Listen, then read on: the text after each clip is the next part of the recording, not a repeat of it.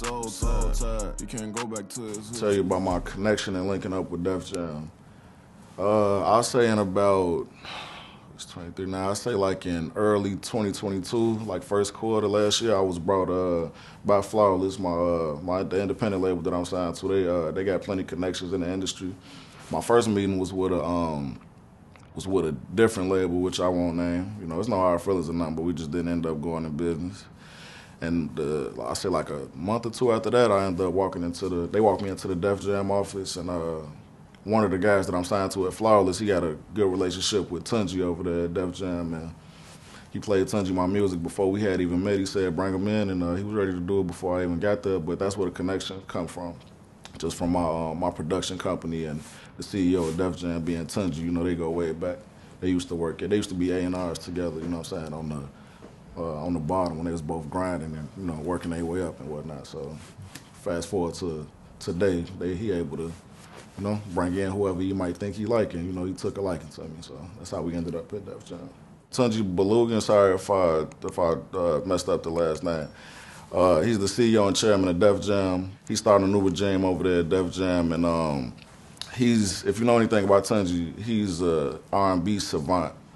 It was a point in time where if any new R&B people were coming up in the world, then Tunji was probably gonna be the A&R that would land him. He's from RCA.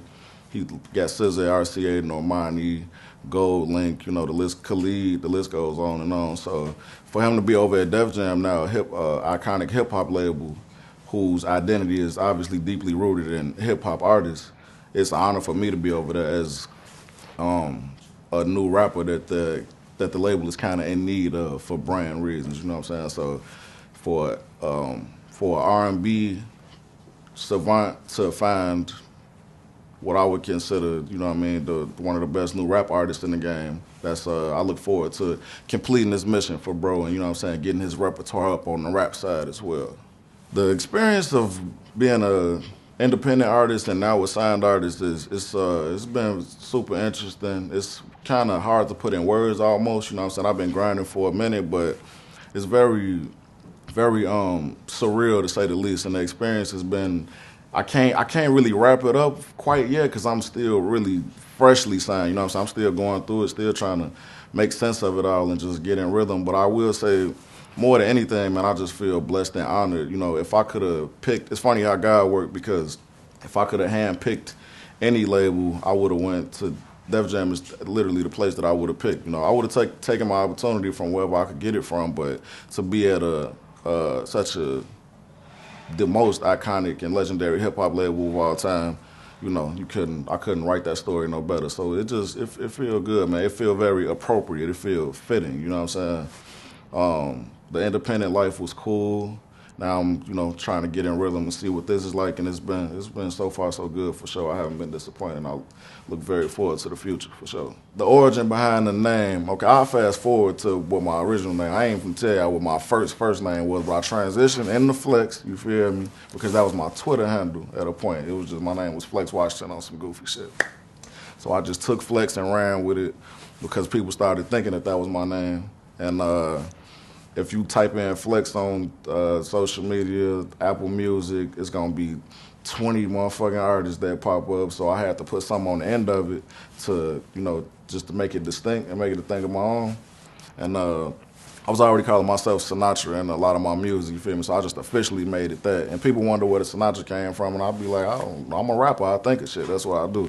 Future call himself Future Hendrix, you know what I'm saying? Rappers always do that. Niggas be putting a last name on the first name to just give it a little bravado, you know what I'm saying? So I thought Sinatra sounded good on mine, a spinoff, you know, the legendary Frank Sinatra. Also, you know, we do the mob shit too, you know, that's kind of our brand, so it kind of all fit, you know? Sinatra was around when the mob was around and all that, so it kind of tied together and shit. It make paint a little picture. I think it's right on brand for what I'm already trying to get across with my image. So that's where the name come from. That was the evolution of the name.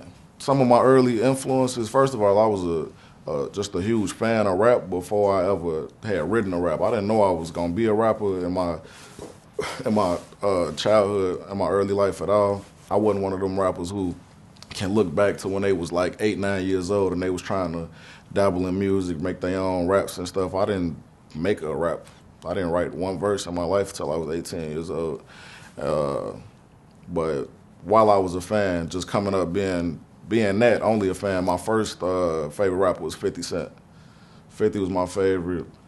And then after that, Meek became my favorite. Meek been my favorite rapper for a long time. I'm super heavily influenced by, as you can see, the East Coast rappers. I love Biggie. Since a kid, I always loved Biggie. I don't know why I draw to like the East Coast rappers for some reason, but I guess I'm just I guess at heart I'm just like a rapper's rapper, and I just like, I'm a fan of bars. I'm a fan of people who can actually say something, you know what I'm saying? Nowadays, there's a lot of different styles of rap, you know what I'm saying? I was a fan of rap before mumble rap became a thing. I love mumble rap like the rest of us, you know what I'm saying? If it's good music, it's good music, but at heart, I'm the biggest fan of, lyricism for sure. But simple, effective lyricism, though. I don't think I'm the biggest fan of super wordy rappers. I think I like 50 because it was straight to the point, you know what I'm saying? They bars, you feel me? Biggie had bars, but I didn't have to stop and think about it.